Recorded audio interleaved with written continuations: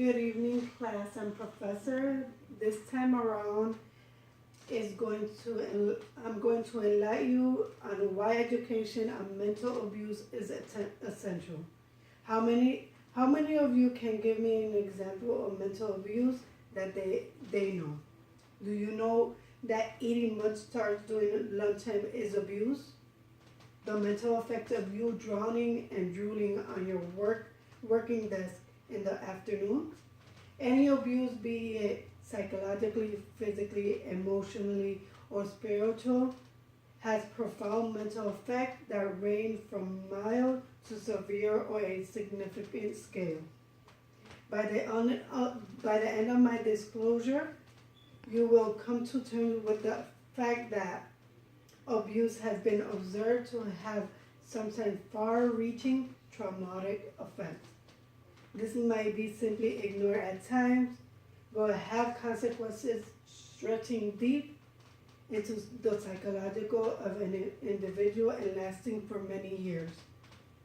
It is on this account that I would like to persuade all of you to embrace the fact that abuse is real and has an adverse mental effect. Therefore, there is the need for all information to be properly determined. The issue of mental abuse effect has always been taken lightly, with the victims of abuse not being accorded proper counseling after the reporting of ordeals. The mental effect of abuse is trauma, which causes other secondary effects in the mind and in individuals. The parents, relatives, or close associates of the abused individual had to be educated in this mental effect so they do not become secondary proprietors. And alternatively, the person to get adequate counseling and health care. Information on trauma caused by abuse, guided by trained healthcare workers and counseling professionals, is the most appropriate avenue for public education.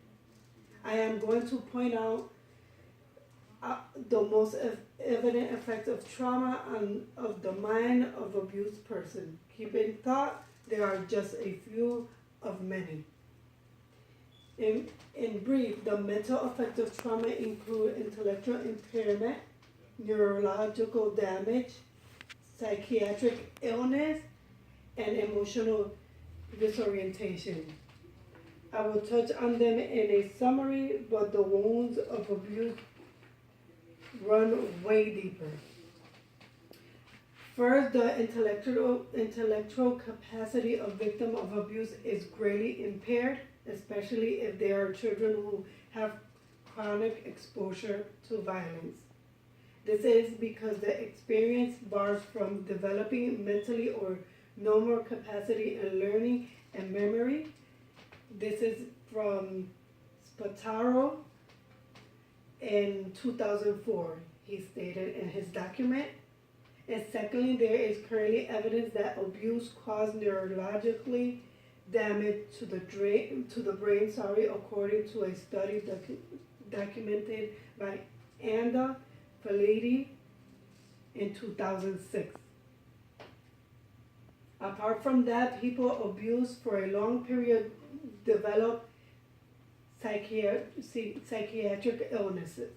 This is because of the prolonged emotional trauma that causes depression later on, leading to schizophrenia. It is the obvious knowledge that abused individuals do not have emotional well-being, as there is the issue of pain and low self-esteem complex. Looking at these effects alone, we can see the depth of the matter in hand. And everybody can argue that extensive education is needed on the mental effects of trauma emanating from abuse. In conclusion, abuse is very really real in our society.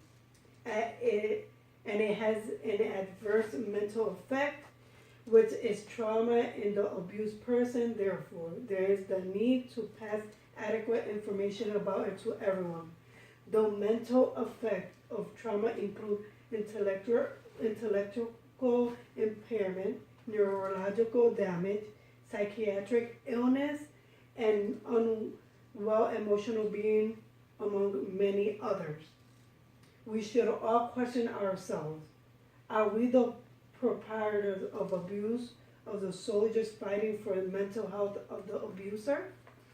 Here are some: that there's child abuse, that this is one of the biggest things that it's very hard to overcome, especially when it comes to children. It could be verbal abuse, cyberbullying, controlled substances, sexual abuse, as for many others. Thank you and have a good evening.